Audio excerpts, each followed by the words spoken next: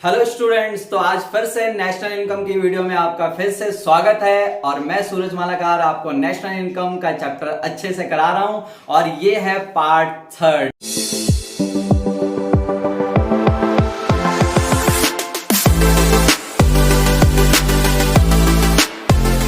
BSP के students तैयार रहें और उम्मीद करता हूं फर्स्ट पार्ट सेकंड पार्ट आपने जरूर देख लिया होगा। नहीं देखा है बेटा तो पहले देख लो, वरना ये वीडियो समझ में नहीं आने वाली। और अगर आपने देख लिया है तो ये तीनों वीडियो मिलाकर आपको नेशनल इनकम में आगे बढ़ने से कोई रोक नहीं सकता। ठीक है, तो नेशनल इनकम की ये शानदार वीडियो है जो आपको बहुत कुछ सिखाकर जाएगी। लेकिन इससे पहले की वीडियो बार बार मैं कह रहा हूं, आपको डिस्क्रिप्शन में लिंक भी मिलेगा और उसमें जाकर आप जरूर देख लीजिए। ठीक है, तो मैं सूरज मालाकार आपके साथ बनाऊं इस वीडियो में। और देखिए फटाफट, शॉर्ट वीडियो है, बहुत ही शॉर्ट वीडियो में आपके लिए लेकर आया हूं। पहले से लिख कर अरेंज भी कर लिया है ताकि आपको जल्दी से आ जाए। और एक शॉर्ट वीडियो में आपको बहुत कुछ मिलने वाला है इसमें। ठीक है, बहुत अच्छी चीज है, सीख लीजिए इसे ध्यान से।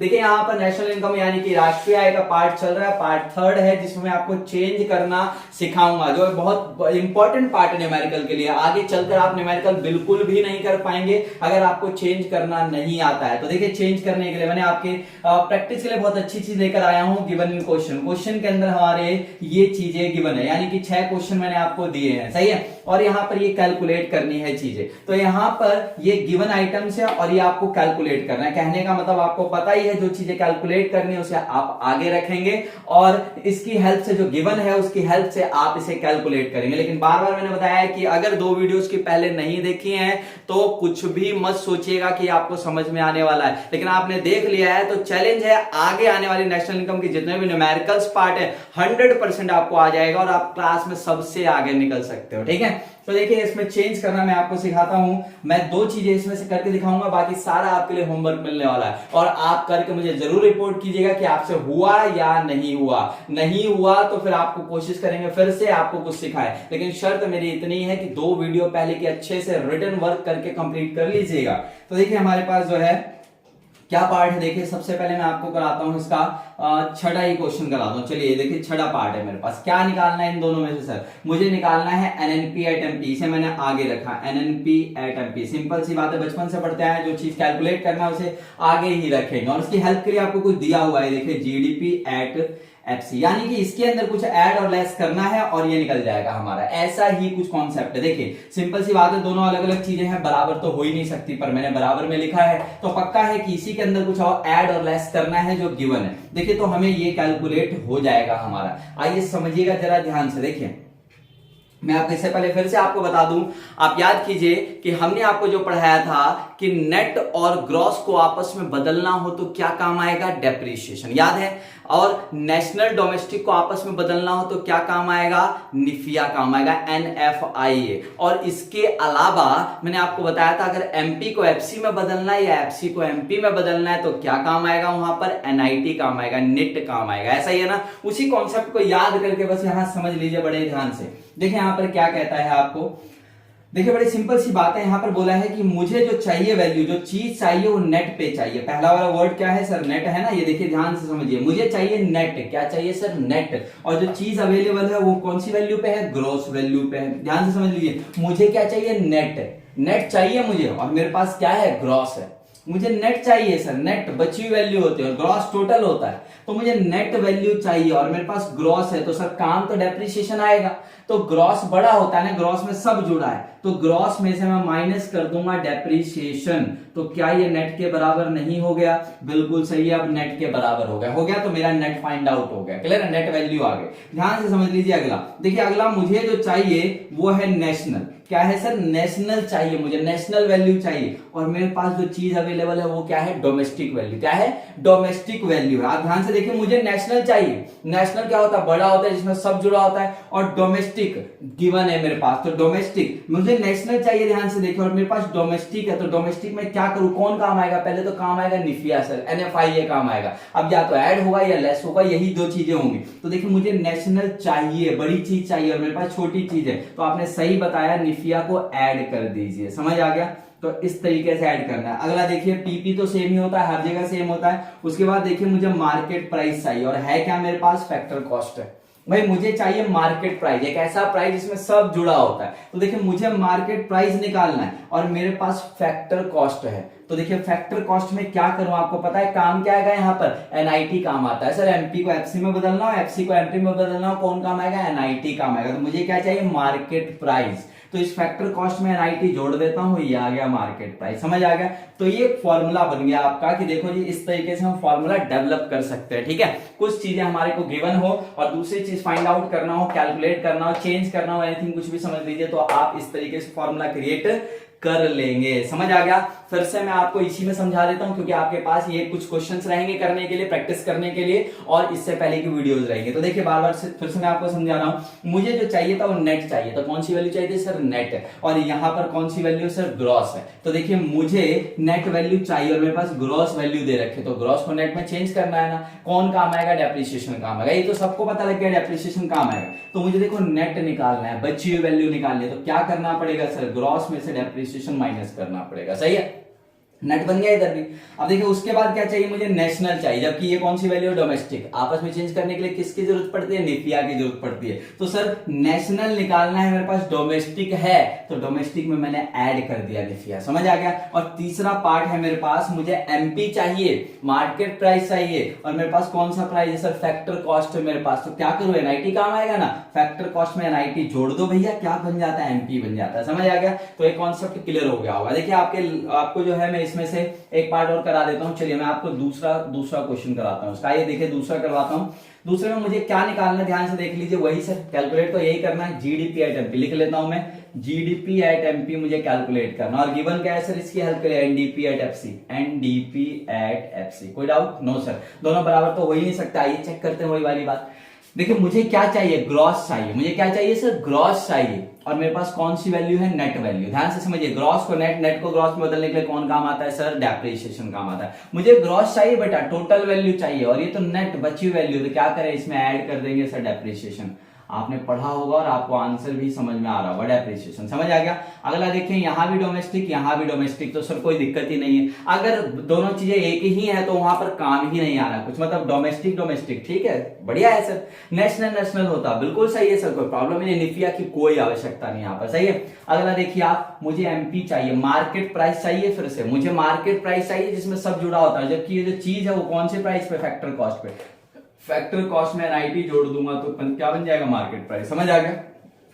ये था बड़ा कॉन्सेप्ट। इस कॉन्सेप्ट को आप समझ के बड़े ही आसानी से आप आगे चलकर जितने भी न्यूमेरिकल्स है उसको सॉल्व कर सकते हैं। तो कैसा लगा ये कॉन्सेप्ट, जरूर मुझे बताइएगा कमेंट करके। मुझे आपके रिप्लाई का जरूर एकदम बेसब्री से इंतजार रहेगा, ठीक है, राइट। और इसके अलावा क्या है, अरे वो लाइक वाली बात तो भूल ही गया मैं। अब भाई वीडियो अच्छी लगती है तो लाइक तो करना बनता है ना, है। और अपने दोस्तों को प्लीज शेयर भी कर दें ताकि ज्यादा रीचिंग हो और ज्यादा लोगों के काम भी आ सके। मेरी इतनी मेहनत जो है वो काम आ सके लोगों के, राइट। तो चलते हैं इस कॉन्सेप्ट में। दो बातें आपको और सिखा देता हूं। इसके लिए अलग से वीडियोस आपको नहीं देखनी पड़ेगी और ना ही जाननी पड़ेगी, क्योंकि आगे जब न्यूमेरिकल्स पार्ट पे मैं आऊंगा तो ये काम आपको बहुत ही इंपॉर्टेंट रहेगा। तो देखिए यहां पर क्या मैं समझा रहा हूं आपको, समझ लीजिए ध्यान से कॉन्सेप्ट। एक मैं समझा रहा हूं आपको निफिया वाला कॉन्सेप्ट, NFI है। देखिए बड़े ध्यान से, निफिया अगर आपके पेपर में ढूंढेंगे आप, क्यों ढूंढेंगे सर हम, जब आपको क्या होगा, देखिए जब आपको नेशनल से डोमेस्टिक, डोमेस्टिक से नेशनल बनाना तो आप तो ढूंढेंगे ना निफिया।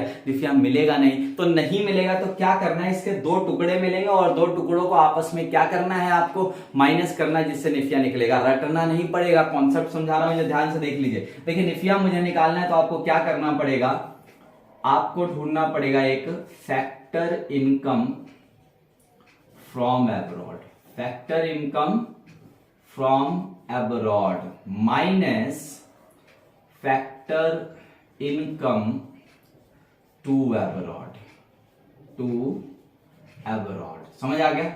हिंदी में लिख देता हूं मैं, विदेशों से, चलिए पूरा लिख देता हूं हिंदी में। निफिया का फुल फॉर्म हिंदी में, इंग्लिश में पता है ना, net factor income from abroad, net factor income from abroad. चलिए यहां भी लिखकर ही बता देता हूं, ये इंग्लिश में है net factor income from abroad, यही है, ठीक है। हिंदी में हम इसको क्या लिख देंगे सर, हिंदी में हम इसको लिखेंगे विदेशों से विदेशों से शुद्ध साधन आय, विदेशों से शुद्ध साधन आय। समझ आ गया? ये तो हिंदी में निफिया का है। अब आपको निफिया अगर पेपर में नहीं दे रखा प्रॉपर तो आप कैसे निकालने वाले? देखिए हिंदी में लिख रहा हूं मैं, ध्यान से कंफ्यूज मत होइएगा।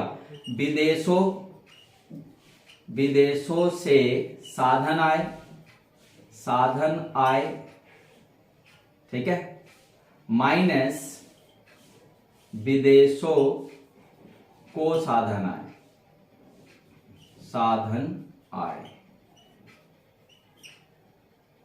ठीक है, विदेशों को साधन आय। देखिए यहां पर बड़े ध्यान से समझ लीजिए इसको, कॉन्सेप्ट बिल्कुल क्लियर हो जाएगा। देखिए निफिया क्या था कि नेट इनकम हमने कितना एब्रॉड से अर्न किया। नेट इनकम जो एब्रॉड से अर्न किया, इसका मतलब क्या होता है? बहुत सारी इनकम हमने एब्रॉड से अर्न की है तो बहुत सारी इनकम वो भी तो कमा कर ले गए ना, तो दोनों का डिफरेंस क्या कहलाता है? निफिया कहलाता है। समझ आ गया? यहां पर देखिए मैंने वही लिखा है इंग्लिश में, फैक्टर इनकम फ्रॉम एब्रॉड, विदेशों से कितना कमाया, और फैक्टर इनकम टू एब्रॉड, विदेश वाले कितना कमा कर ले गए, दोनों का डिफरेंस। समझ आ गया? इसको शॉर्टकट में फ्रॉम माइनस टू का फॉर्मूला जाना जाता है। सही है? तो देखिए यहां पर लिखा है मैंने से माइनस को का फॉर्मूला, तो से माइनस को का भी फॉर्मूला इसको शॉर्ट में कहा जाता है। जब पेपर में आपको जरूरत पड़ेगी निफिया की, निफिया नहीं मिला, निफिया क्या होता है? Net factor income from abroad, तो आपको दो टुकड़े मिलेंगे। जब दो टुकड़े ढूंढने जाएंगे तो बड़े ध्यान से समझिए, एक मिलेगा और एक नहीं मिलेगा, तो नहीं मिलेगा तो जीरो मान लीजिएगा उसको। सही है? जैसे आपके पेपर में फैक्टर इनकम फ्रॉम एब्रॉड नहीं मिला तो ये मिलेगा फैक्टर इनकम टू एब्रॉड, तो बस ये ले लीजिएगा, जीरो माइनस, ये दे रखा है 10, तो जीरो माइनस 10, आंसर माइनस 10 का आएगा। समझ रहे हैं? क्लियर है? दूसरी बात समझ लीजिए, और इंपॉर्टेंट पार्ट यही बता देता हूं। जब आप इसको ढूंढने चलेंगे, फ्रॉम वाला नहीं मिला, ठीक है सर, जीरो मान लिया। जब आप फैक्टर इनकम टू एब्रॉड को ढूंढने जाएंगे, लिखा होगा फैक्टर इनकम टू एब्रॉड, वो भी माइनस में लिखा होगा। किस में लिखा होगा? माइनस में। तो देखिए जीरो माइनस तो फॉर्मूले में है ही है, ऊपर से ये भी माइनस में 10 दिया, तो प्लस का 10 आंसर आ जाएगा। इस बात का ध्यान रखिएगा। सही है? ठीक है सर, ये भी समझ में आ गया। कई बार लिखा रहेगा net factor income to abroad, net factor income to abroad, विदेशों को शुद्ध साधन आए, तो भैया को वर्ड आ गया ना, टू वर्ड आ गया ना, तो नेट से कोई लेना देना नहीं है, टू ही माना जाएगा। समझ आ गया? ये नहीं कि इसमें नेट वर्ड देखो, सोचो कि net factor income to abroad, अरे नेट वर्ड आ गया, ये तो निफिया दे रखा है, निफिया नहीं है, भूल मत करना, ये टू ही दे रखा है। समझ आ गया?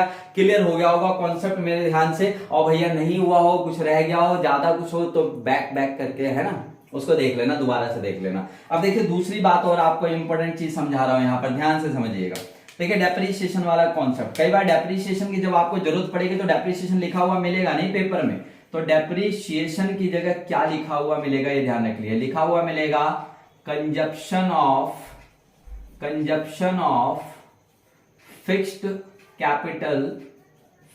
कैपिटल और असेट्स। ठीक है, ये ध्यान से याद रखिएगा, कंजप्शन ऑफ फिक्स्ड कैपिटल और असेट, जो हमारी स्थिर संपत्तियां होती है, जो फिक्स्ड कैपिटल जो लॉन्ग टर्म के लिए जो होती है, जो महंगी चीजें होती हैं, वो धीरे धीरे कितना कंजप्शन होती जा रही है ना, धीरे धीरे कितना यूज में, कितना कवाड़ होता जा रहा है, बेकार होता जा रहा है, कितनी वैल्यू घट रही है, वही डेप्रिसिएशन होता है। तो हिंदी में अगर आपको मूल्यह्रास लिखा हुआ नहीं मिला, मूल्यह्रास लिखा हुआ नहीं मिला, तो आपको क्या मिलेगा ध्यान से समझ लीजिए, लिखा हुआ मिलेगा स्थिर या अचल संपत्तियों का उपभोग, ये लिखा हुआ आपको मिलेगा। समझ आ गया? ठीक है, ध्यान रखिएगा। चलिए, और तीसरा पार्ट, और इसी के साथ आपका ये कॉन्सेप्ट पूरी तरह क्लियर हो जाएगा। तो देखिए तीसरा पार्ट आपको मैं क्या पढ़ा रहा हूं, ध्यान से देख लीजिए आप उसको। देखिए तीसरा पार्ट है हमारे पास, यही समझा दे रहा हूं, ठीक है। थर्ड पार्ट है हमारे पास एनआईटी का। अगर एनआईटी आपको क्वेश्चन में मिल गया तो वेल एंड गुड, किस लिए काम आता है? एमपी को एफसी में बदलने के लिए, एफसी को एमपी में बदलने के लिए। नहीं मिला तो आपको ध्यान रखिएगा, इसके दो पार्ट ढूंढने पड़ेंगे क्वेश्चन में, आईटी माइनस सब्सिडीज करना पड़ेगा, आईटी माइनस सब्सिडीज। सही है? तो आईटी माइनस सब्सिडीज क्या होता है? आईटी क्या होता है सर? आईटी को कहते हैं इनडायरेक्ट टैक्स। ठीक है, गवर्नमेंट ने जितना इनडायरेक्ट टैक्स लगाया है वो सब आपको यहाँ पर कंबाइंड दिया रहता है इनडायरेक्ट टैक्स, और उसमें से जितनी छूट दी है वो सब हमारे सब्सिडीज में आ जाते हैं। समझ आ गया? तो एनआईटी क्या होता है? नेट इनडायरेक्ट टैक्स, शुद्ध अप्रत्यक्ष कर। अगर ये नहीं दे रखा तो दो टुकड़े मिलेंगे, यही हिंदी में कहूंगा इसको मैं अप्रत्यक्ष कर, अप्रत्यक्ष कर लिखा रहेगा, माइनस आर्थिक सहायता, आर्थिक सहायता। सही है, ध्यान रहेगा। अप्रत्यक्ष कर माइनस आर्थिक सहायता। और फाइनली वही वाली बात, जब आप एनआईटी ढूंढे नहीं मिला तो आप क्या ढूंढ रहे हैं, आईटी माइनस सब्सिडीज। अब आईटी हो सकता नहीं मिले तो जीरो लिख लीजिएगा, सब्सिडीज नहीं मिले तो जीरो लिख लीजिएगा, जो नहीं मिलेगा वो जीरो लिख लीजिएगा। अप्रत्यक्ष कर में एक बार कई बार डाउट है, अप्रत्यक्ष कर कई बार आपको लिखा नहीं रहेगा, इनडायरेक्ट टैक्स लिख के नहीं देंगे, इसका एग्जाम्पल दे देंगे। क्या दे देंगे जी, एग्जाम्पल दे देंगे। तो ध्यान रखिएगा कि जितने भी डायरेक्ट टैक्सेस होते हैं उसको छोड़ दीजिए तो क्या बच जाता है, सब इनडायरेक्ट टैक्स बच जाता है। इनडायरेक्ट टैक्स की जो संख्या है ना वो ज्यादा है, जितने भी गवर्नमेंट टैक्स लगाती है उसको दो ही पार्ट में बांटा जाता है, डायरेक्ट टैक्स और इनडायरेक्ट टैक्स, प्रत्यक्ष कर और अप्रत्यक्ष कर। सही है। प्रत्यक्ष कर के एग्जाम्पल बड़े सीमित है, देखो income tax, wealth tax, property tax कह लीजिए। सही है। इसके अलावा कॉर्पोरेट टैक्स हो गया, गिफ्ट टैक्स हो गया, जनरली ये सारी चीजें इनकम टैक्स में आती है, सॉरी माफी चाहूंगा, डायरेक्ट टैक्स में आती हैं और बाकी सब इनडायरेक्ट टैक्स में आती है। तो पेपर में ना एग्जाम्पल लिख देंगे और आपको पता ही नहीं रहेगा, आप तो इनडायरेक्ट टैक्स ढूंढते रह जाओगे, बस हो गया आपका काम खत्म। तो फिर क्या रहेगा इनडायरेक्ट टैक्स में एग्जाम्पल, देखो जीएसटी आजकल लेटेस्ट एग्जाम्पल है। जीएसटी आपका इनडायरेक्ट टैक्स होता है क्या, ऐसे जरा बताइए। डायरेक्ट टैक्स क्या होता है, जिस पर्सन पे ये टैक्स इंपोज किया जाता है, लगाया जाता है, वो उसी को चुकाना होता है कंपलसरी, इसका बर्डन वो किसी और पे ट्रांसफर नहीं कर सकता। लेकिन जो इनडायरेक्ट टैक्स होता है लगाया कंपनीज पे जाता है, उनके प्रोडक्शन पे लगाया जाता है, उनके सेल्स पे लगाया जाता है, लेकिन कंपनियां किसी और से यानी कि कस्टमर से कलेक्ट करके गवर्नमेंट को देते हैं, इनडायरेक्ट टैक्स होता है। समझ आ गया, इसका बर्डन शिफ्टेबल होता है। आपने कुरकुरे का पैकेट खाया ना, मैंने बताया था कितने वाला खाया, 5 रुपए वाला खाया है ना, यही 5 रुपए वाले का आंसर ज्यादा आता है। तो उसमें आपने देखा हुआ लिखा रहता है इंक्लूसिव ऑल टैक्स, ये जो टैक्स गवर्नमेंट ने लगाया तो प्रोडक्शन कंपनी पे लगाया था,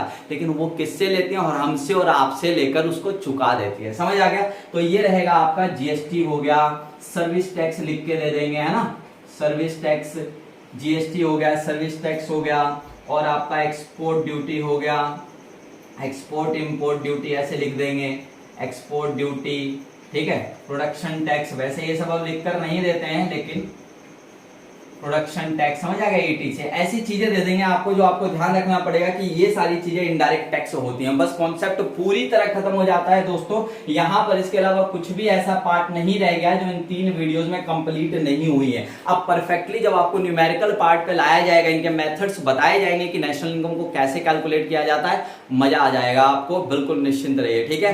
ओके, बेस्ट ऑफ लक, और मत भूलिएगा लाइक करना वीडियो को, और कमेंट करिए, शेयर कर दीजिएगा दोस्तों में। Okay, bye bye, take care.